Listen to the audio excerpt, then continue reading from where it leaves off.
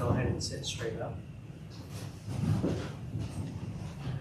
And also reminding everybody, please silence your phones so we can actually enjoy our time together here and not be disturbed by the outside for the momentary time being.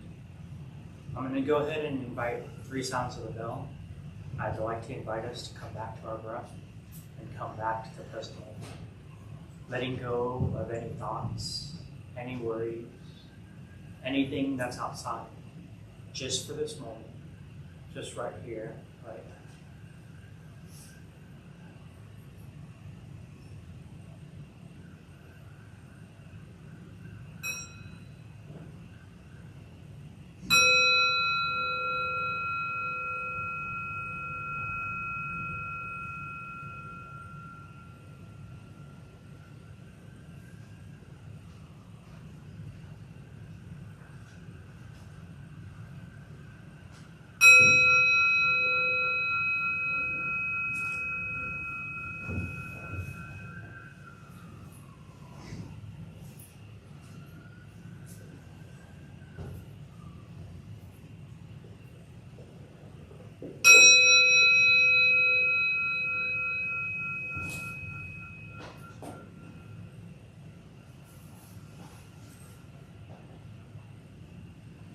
Breathing in, I know I'm breathing in. Breathing out, I know I'm breathing out. In, out.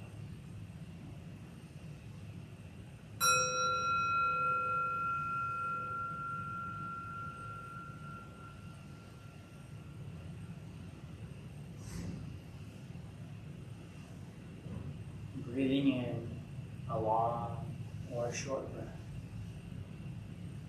I'm aware of my breath, if it's long or short. Not trying to control our breath, just recognizing and merely seeing our breath. Long or short.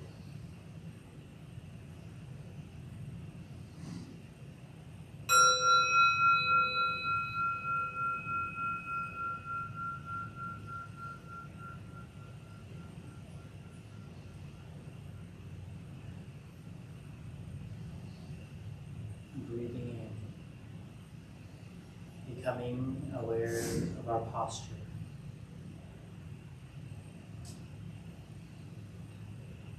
Feeling our back against the chair if we're sitting in a chair. Being able to feel our legs as we sit and form a tripod on our cushions. Imagining there's a string on top of our forehead, on top of our head, holding our head up. Allowing our breath to flow freely from our nostril into our lungs, down into our diaphragm, down into our belly. Breathing out, allowing the breath and our shoulders to slowly drop. Letting go of any tension, any stress that we're holding on to.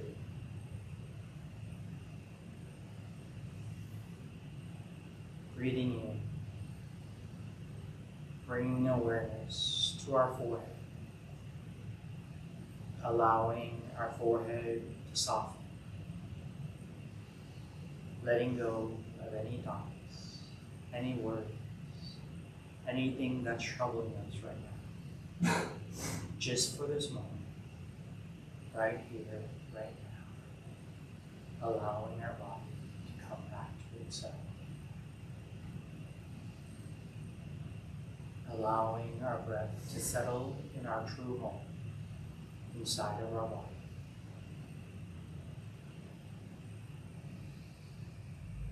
Breathing out, smiling and bring nourishing energy to where you feel the tension in your forehead, allowing that to soften.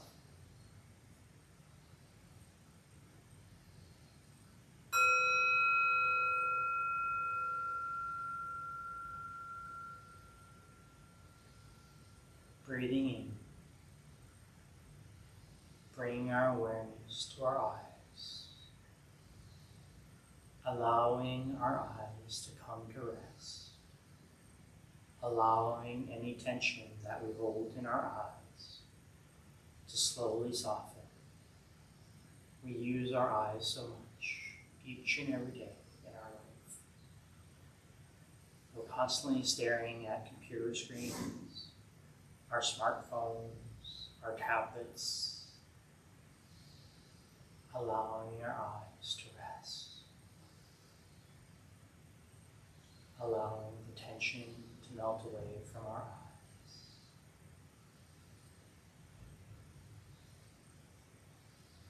Breathing in, sending our loving energy towards our eyes.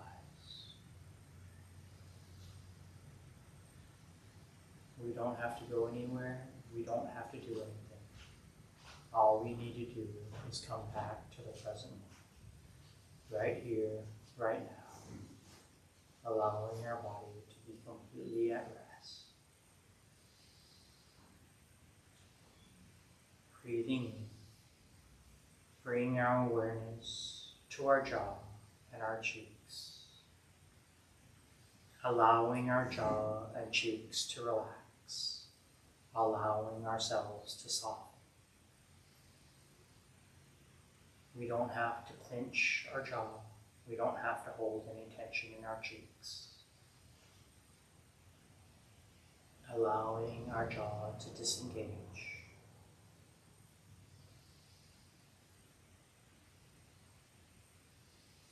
Breathing in. Allowing our shoulders to soften. Our neck muscle to soften.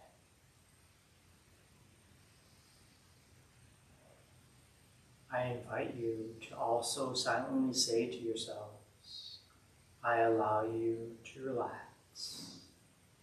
A lot of times we want to relax, but we also don't subconsciously allow our bodies to relax. Allowing our body to be relaxed. Allowing our shoulders to drop.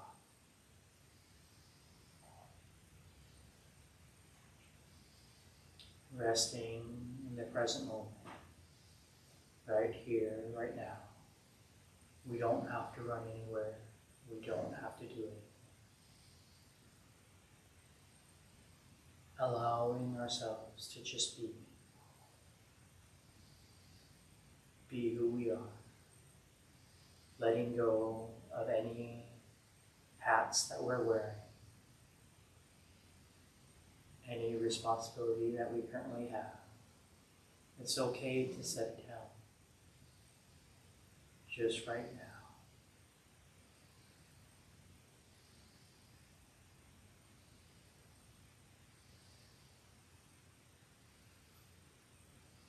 Breathing in. Allowing our lower backs to soften. Allowing our lower back to disengage. Letting go of any tension that we're holding in our lower backs.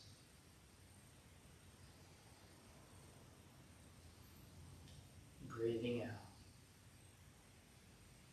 Bringing awareness to our thumb, our index finger, our third finger, our ring finger, and our pinky, to the front of our hand, to the back and the palm of our hands, allowing any tension in those body parts to melt away.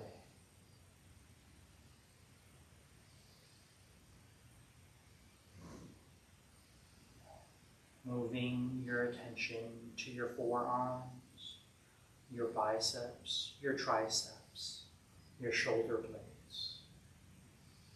Allow any tension that you're holding in those areas to gently melt away.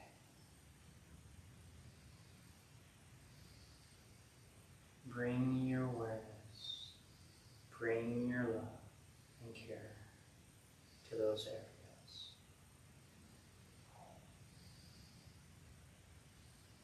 Breathing in, recognizing the present moment is a wonderful moment, right here, right now. We don't have to run anywhere. We don't have to be busy doing anything. The only thing that we need to do is come back to our breath and come back to our present home.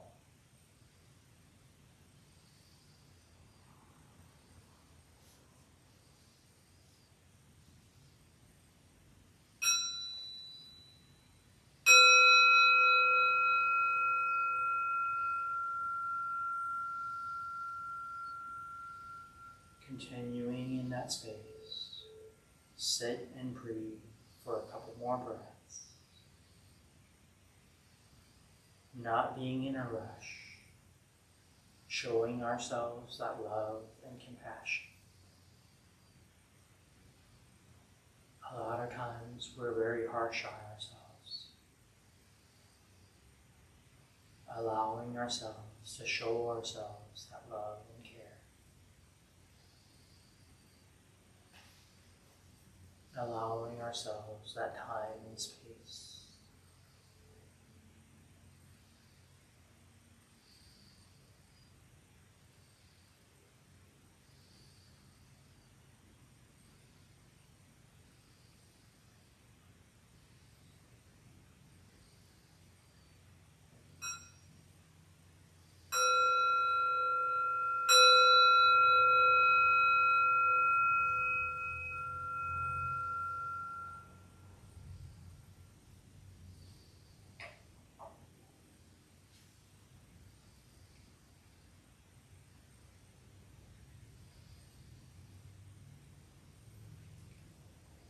So dear friends, that's one of the practices, that's one of the guided meditations that I do with my veterans group when I'm leading them on how to be able to relax and how to be able to calm themselves.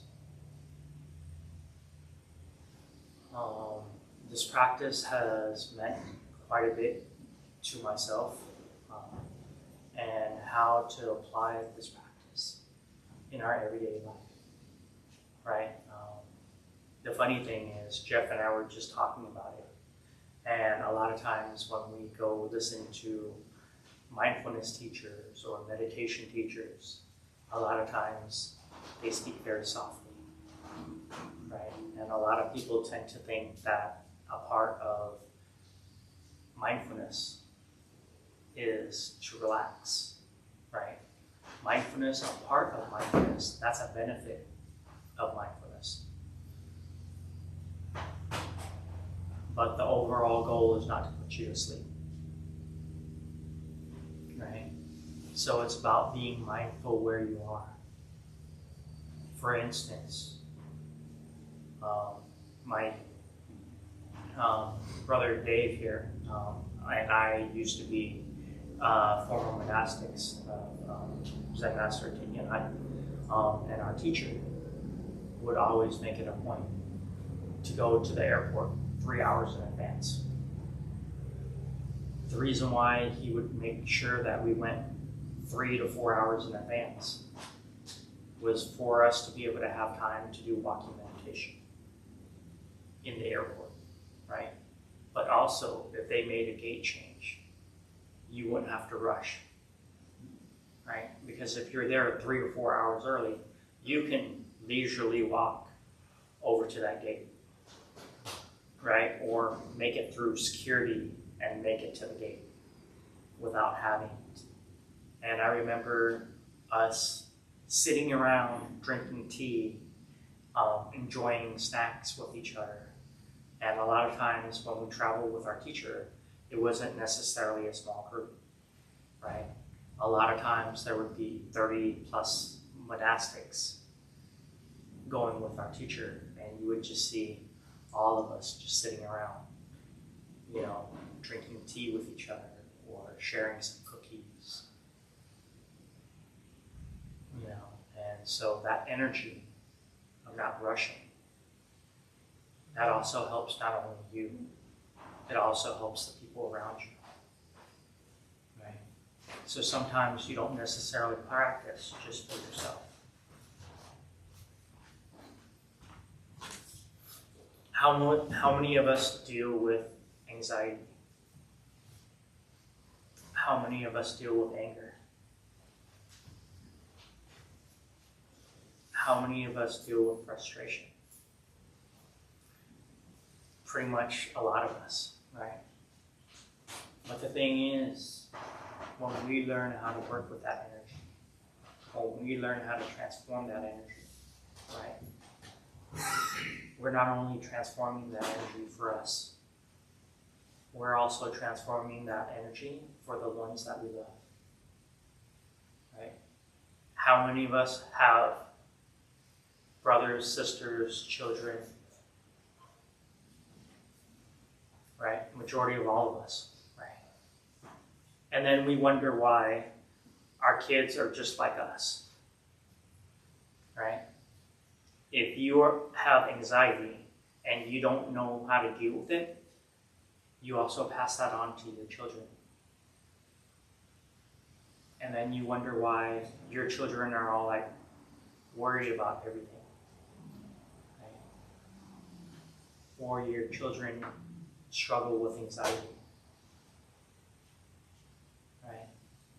But when we learn how to take care of it ourselves, we learn how to pass that on to the future generation, right? When we learn how to deal with our anger and we don't lash out in anger any longer, right? And those seeds don't touch us. We're able to be able to pass that on to our children, to our grandchildren, because they are the direct descendants. Our very first ancestors, we don't have to trace our lineage all the way back through the ages, right? Our very first ancestor is our grandparents, right? And you can see sometimes how your grandparents act. And you can see sometimes where your parents get their seeds from, or their temperament, or the way that they do things. That comes directly from your grandparents. So if we don't learn how to transform those, we don't learn how to take care of those seeds, then we transmit them to our kids. And then it continues on down the line if our kids don't learn how to deal with it and don't learn how to transform those. Right? They get passed on to the grandkids. Right? And I can see that clearly because fortunately for me, my mom and my grandmother are both nuns in the same tradition that I came from. So I can see how that's passed down through the lineage, right? Because my grandmother, when it comes to rules and regulations, she's very strict. My mom is exactly the same way, right? There is no leeway, right? My mom works in the bookshop at Deer Park Monastery, right? And as her son, I help her in the bookshop every now and then. But mom will not, like, for instance, one of the lay friends said, "Why doesn't my mom hook me up with a monastic discount?" Mom's all like, "Nope, he's no longer a monastic. He doesn't get the monastic discount, even though I'm her son," right? But the thing is, that's also a good thing though, because I'm not a monastic any longer. right? Even though I have quite a bit of ties with the community, I'm always up there, I'm always helping the community, right? But that's all good. But I see also how that translates to me, right? Dealing with my fiance, right? My fiance is from Thailand, and we're doing the paperwork to be able to bring her over here to the United States, right? USCIS is no joke. US immigration is just no joke. It takes a lot of patience and it takes a lot of time. But because she's not used to the way, I turn it into my mom, right? When I'm doing paperwork for the USCIS, and I'm very rigid and I'm very strict with the way things need to be done, right? And I see that manifest and I see that come out in me when I'm doing that. And then I have to take a step back and go, breathe. It's going to be okay, you know? And that's because of the fact that I'm able to recognize that. I'm able to see that, right? Whereas my fiance, right, I can recognize things in her, right? She worries quite a bit. She worries about everything. And like a lot of times, her mind is spinning at night and she can't go to sleep because she's worrying about everything, right? And the funny thing is, when I went over to Thailand 2 years ago to visit my fiance, right? And this is the first time I'm meeting her mom and dad, right? She's all like worried. She's all like all over the place. I don't know how it's gonna go. Da, da, da, da, da. Right? I'm all like, chill, breathe. It'll be okay, right? We get there, we visit mom and dad. Mom and dad love me. And then next thing you know, mom and dad start worrying because I'm supposed to go meet her elder sister, right? And then mom and dad starts worrying. We don't know what elder sister is going to think of you, and on and on and on, right? I meet her elder sister and her elder sister's boyfriend. We had a great time together, right? And by the end of that trip, the whole family was perfectly fine, right? And dad doesn't speak any English. I don't speak Thai. And we were sitting here going back and forth using Google Translate to communicate with each other, right? And the funny thing is, my father-in-law, or my soon-to-be father-in-law, has a better relationship with me than he does with my sister-in-law's boyfriend, who is Thai, that also speaks Thai, right? Because I joke around with dad, I have fun with dad. Mom doesn't speak that much English either, but mom and I, we had a blast in the kitchen, cooking with each other and talking to each other about recipes. You know, so that also shows us it's not only in the language. You don't have to speak the same language. A lot of times when we do speak the same language, that's when we have problems, right? Because for instance, if you don't know French, right, and a French person is mad at you, and they tell you something in French, you're just like, okay, because you don't understand what they're saying, right? But once you understand what they're saying, then that becomes a problem, right? So this allows us to be able to see. This allows us to also be able to check in with ourselves.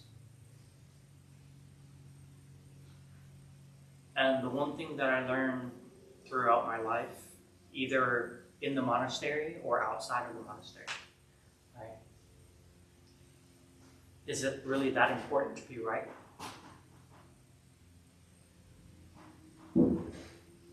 Or can you let being right go for the sake of your relationship?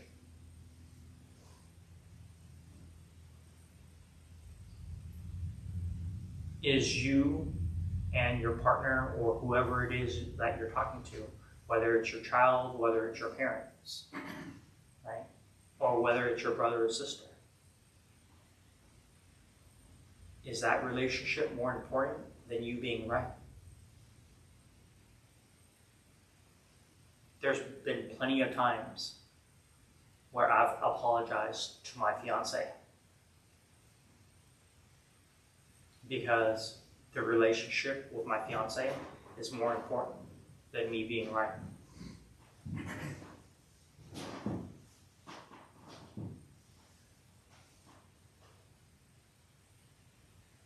Are we able to let go of that ego, of that self?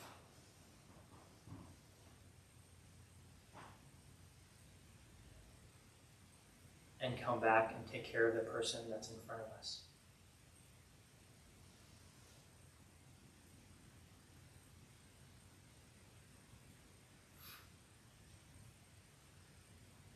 I remember one time when we had a retreat, right?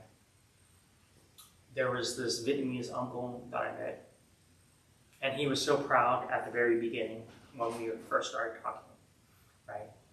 Because a lot of times within Vietnamese culture, you want your kids to be very successful.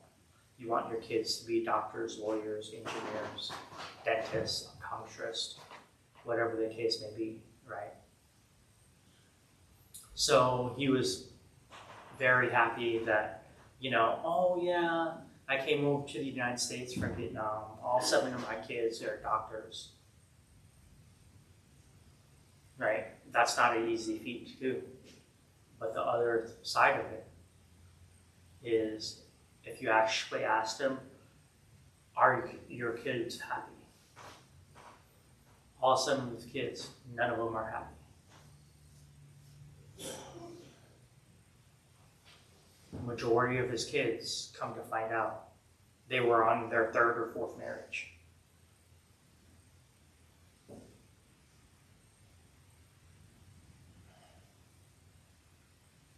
So that's the thing is, be careful what you ask for. Because everything that we ask for, there's also a price that goes along with that. The price that his kids paid was they didn't spend a lot of time with their kids. They didn't spend a lot of time with their families. Yeah, they might be successful.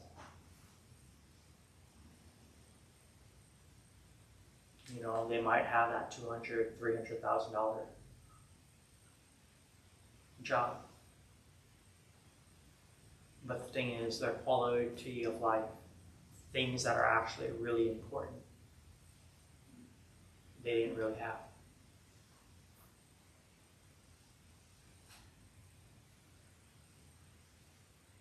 And that's part of the reason why this new year,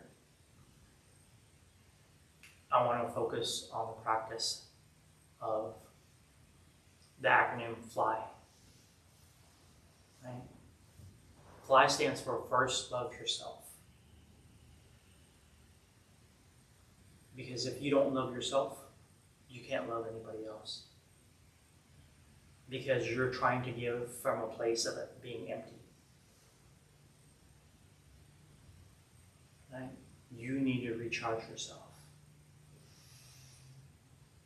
You need to do that self-care. Right? Taking the time to pause. Taking the time to breathe.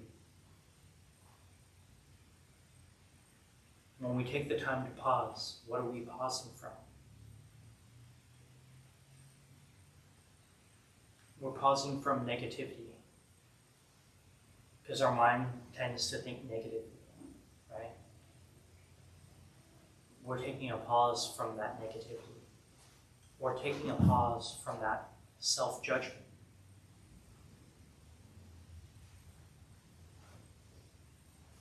We're taking a pause from reacting.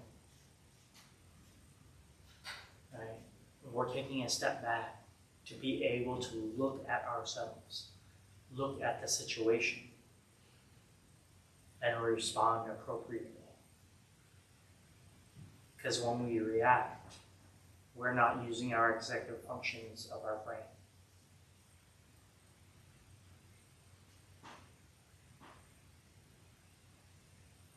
Right? And when we respond, that allows us,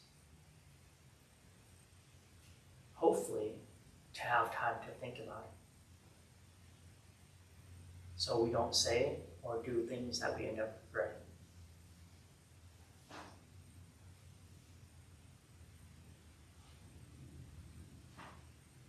Just like a plate, right?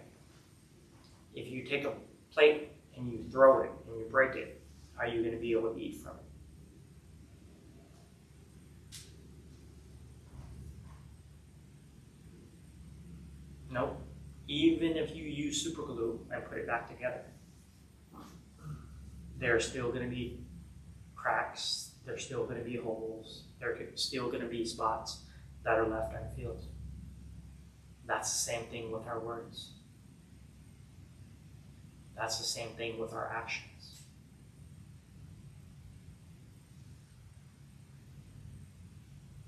Right? When we open up our mouth and we say something and it leaves our mouth, it's already out there. You can't reel it back in.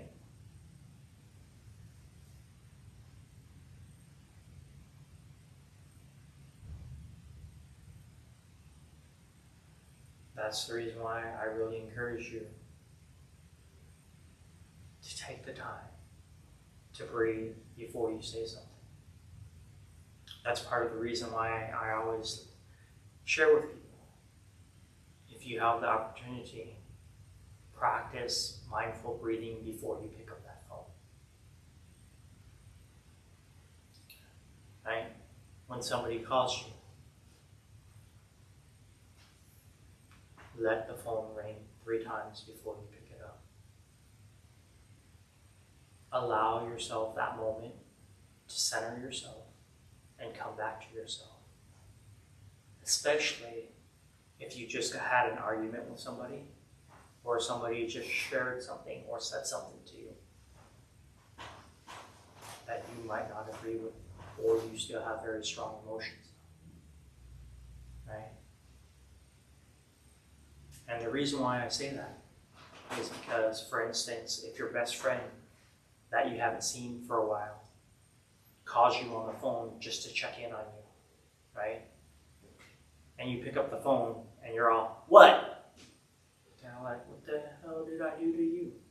Right? I'm just calling to check in on you. Right? They don't know what's going on.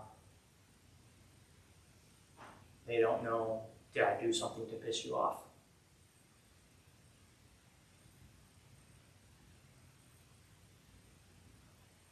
Because it has a lot to do with our perception. How many of you have walked down the street and you recognize somebody across the street, but maybe that person didn't say hi to you? Right? What's going through your mind?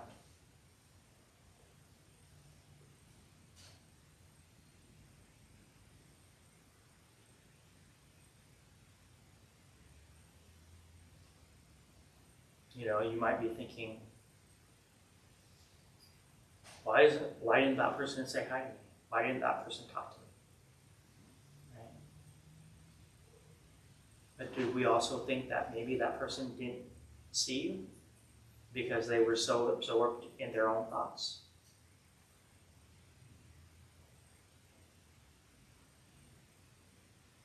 Because a lot of it has to do with our perception.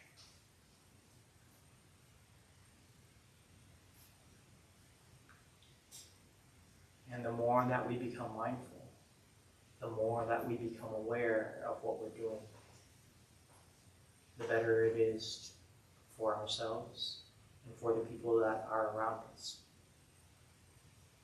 Because we also cause less suffering, hopefully to ourselves first. And that also radiates outward. That's the reason why if you practice metta meditation, which is loving kindness meditation, it always starts from within you first, right? And And then you slowly radiate that loving meditation out to your best friends, your family members. And then it radiates out even further to people in the general public that you might not know. And then it radiates out even further into or to the person that might have caused you some hurt, right? Because that person is also suffering too.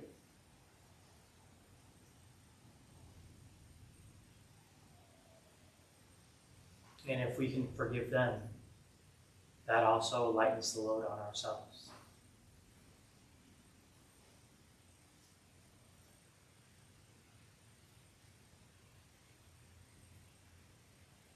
Because you're not forgiving them to forgive them. It comes back to you first and foremost. Because otherwise, if you continue to hold on to that anger, that hatred, that anger and hatred is just going to consume you more and more. Right? And it comes back to whatever you're feeding. Right? So if you continue to add fuel to that fire of hatred, of anger, that's the thing that's going to consume, is that fire and anger.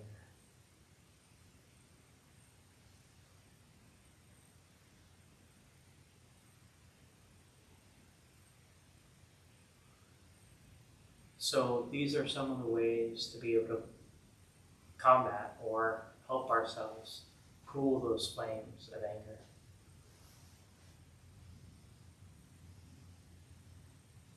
Right?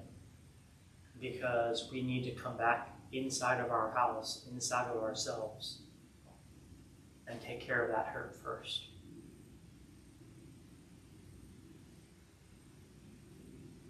And my teacher used to use the analogy of a burning house.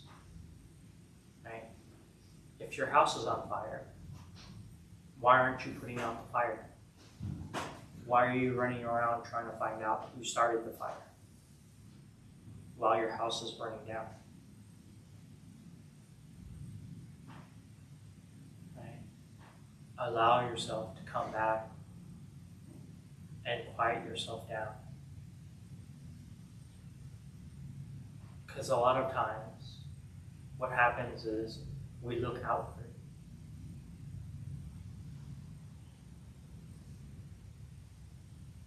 It's very easy for us to blame this person, blame that person.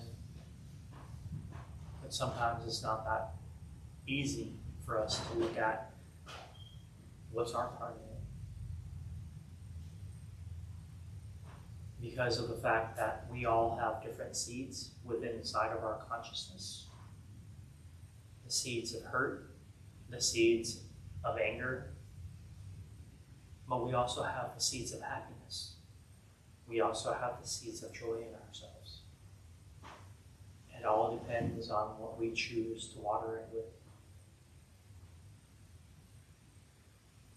Right? The more that we water the seeds of happiness, the more that we water the seeds of joy, that's what's going to manifest within our garden.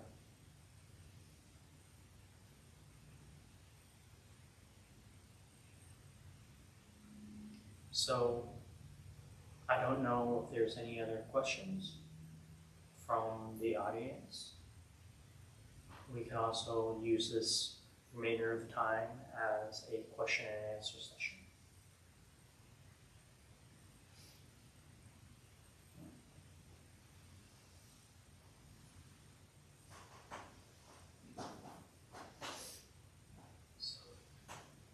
How to handle disappointment.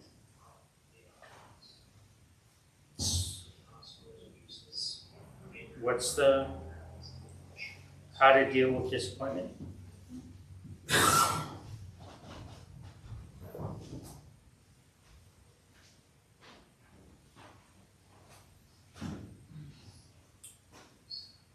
Disappointment. Oops. Disappointment.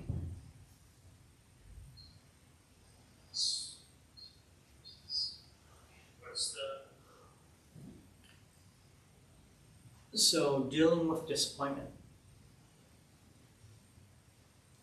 it's also about us grasping and us wanting to attain something,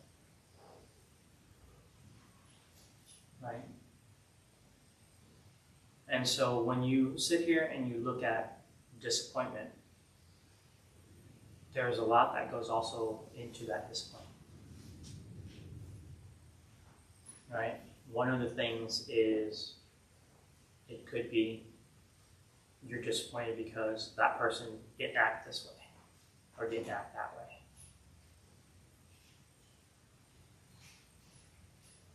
Right? Or it could be a disappointment from depending on whatever the situation is. So what is the disappointment that you're looking at?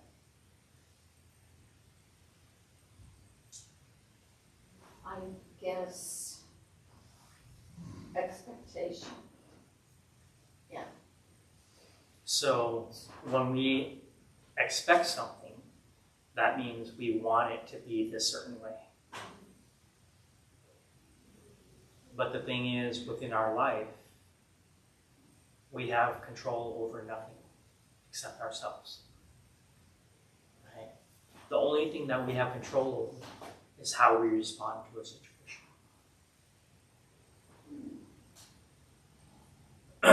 Right?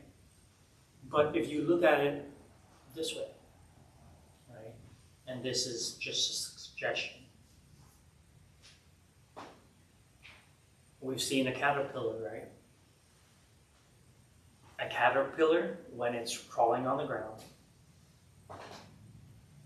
it only sees itself on the ground. Right? A caterpillar doesn't necessarily know that it's going to turn into a butterfly. Right? Sometimes that disappointment is also there to teach us a lesson. That caterpillar also has to go through that cocoon. Right? So just because we want something right now does not mean that it's necessarily going to happen right now. There's a waiting period.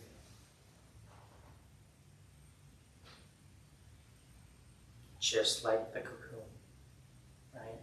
That's the caterpillar's waiting period. But when that caterpillar breaks out of that cocoon, what does that caterpillar become?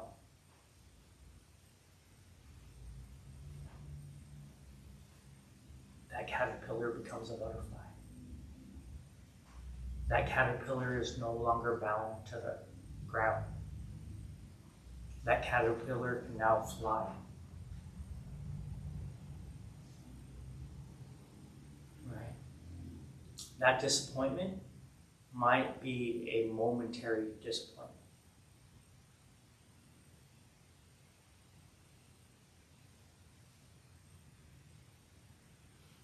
Because if you look at it, right,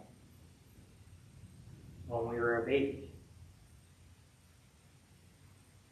and now when we're an adult, right, that transformation didn't happen overnight. There was a lot of things that went into the process of us becoming who we are now, right? And that disappointment can be momentary. But a lot of times, it's because we want it now. Or we want certain things to happen a certain way. I have this expectation.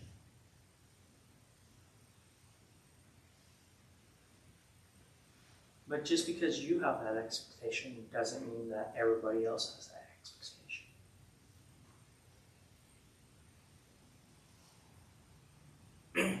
Right? And there's also a Zen poem, or not a poem, but a Zen story, right? So there was this very young monk. him and his teacher, they lived up on the mountain. So one day, the Zen teacher told the student, I want you to go down to the foot of the mountain, and I want you to set up a practice center. So the student listened to his teacher, walked down to the bottom of the mountain, set up a practice center. First year, the student was all like, yeah, very gung-ho, right? Then it came time to go back up and see his teacher. He ran back up the mountain. Teacher, can I start advertising? Teacher's like, no. Practice, breathe, sit, walk, cultivate your practice. Okay, so he went back down to the foot of the mountain again, right? That's what he did. He started sitting, he started walking, he started cultivating his practice. Second year comes around, it's time to go up and see the teacher again. He runs back up there again, all excited. Teacher, can I start advertising? I had 50 new students. Teacher's like, no, not yet. Go back down, continue to practice. Same thing happened the third year, right?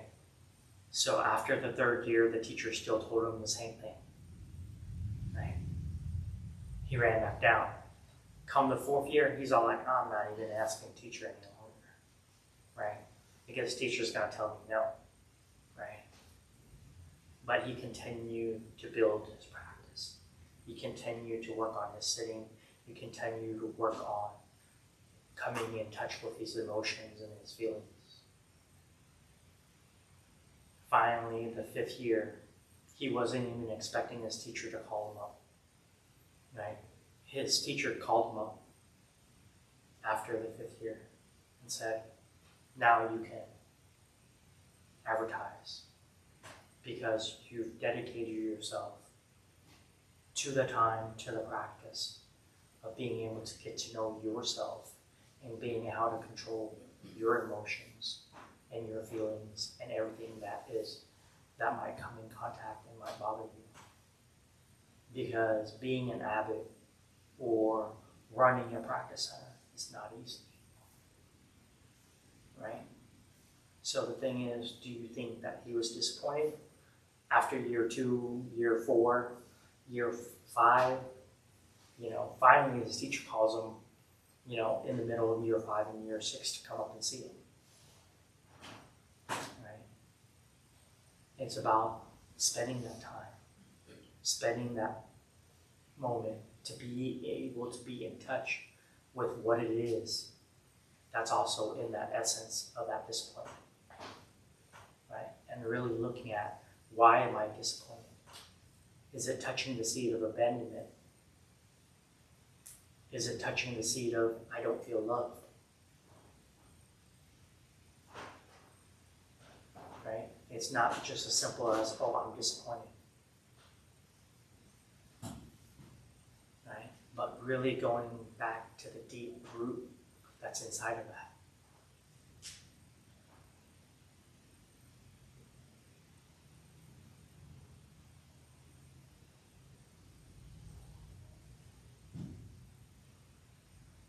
Anyone else have a question? How do you deal with slowing down? Slowing down? There's a lot of practices that you can use to slow down, right? And sometimes we have to use our mind to help our body to slow down. Sometimes we need to do the opposite, right? And what I mean by that is, for instance, if your mind's racing, the practice of tying it to our breath allows ourselves to slow down. For instance, counting the breath. Breathing in, breathing out, 1. Breathing in, breathing out, 2. Right? The more that you become recognized of that breathing in, breathing out, and counting that, And if you happen to forget, you start back over at 1 until you get up to 10, and then you work your way from 10 back down to 1. Right? That's how you can help when your mind's racing and your body is still. Right? The opposite is when your mind's racing and you can use your body when you're doing slow walking meditation. 1 step, 1 breath. Right? And when you're doing the slow walking meditation, 1 step, 1 breath, you're aware of when your foot touches down on the ground and when you pick your other foot up and put that foot on the ground. Because you're only doing 1 at a time. Right? And that practice helps you be able to slow down. Right? And the practice of mindfulness is basically being aware of what's going on inside of you and around you at the same time. Right? And it's great that you can go on a retreat, right? Because a retreat schedule is set up, and the way that the schedule is set up is to help you have that solid ground foundation of being able to slow down, right? But the thing is, sometimes we can't get away to a retreat, right?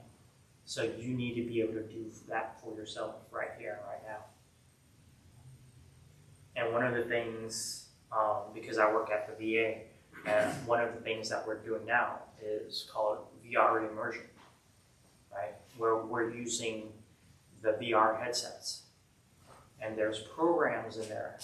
For instance, one of the programs is there's a landscape. You have a blank tree and you have a bare earth. But when you take a deep breath in and exhale out, there's little particles that they track when you breathe out. That goes towards that tree, right? That goes towards that earth. And the more that you can continue to slow your breathing down like that, the more that you're going to see the leaves on the tree start growing. The more that you're going to see the grass start growing. Right? Because when you have those VR headsets on, you don't have the outside stuff to distract you. Because you can only see what's on that VR screen. Right? So that's one way of being able to help you reestablish that resiliency connection within your brain to help you be able to slow down. And scientifically speaking, when our nervous system is ramped up, the only thing that can help you downshift your nervous system and your body is for you to come back to your breathing.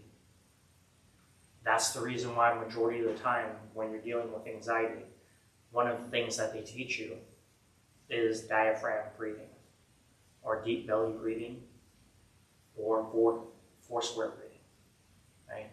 Four square breathing is taking a deep breath in, counting 1, 2, 3, 4, holding 1, 2, 3, 4, exhaling out 1, 2, 3, 4, holding 1, 2, 3, 4. And you do that for 4 cycles.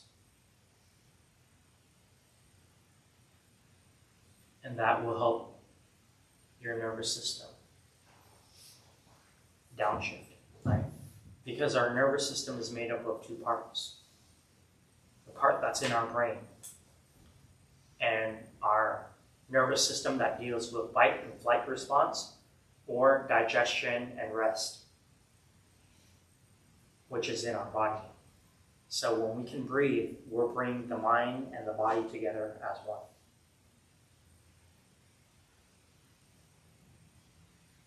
So since we're talking about breathing, I'd like to invite everybody to sit up. And I'm going to go ahead, instead of inviting the bell to close us out, I'm going to go ahead and play the Native American flute. So go ahead and sit.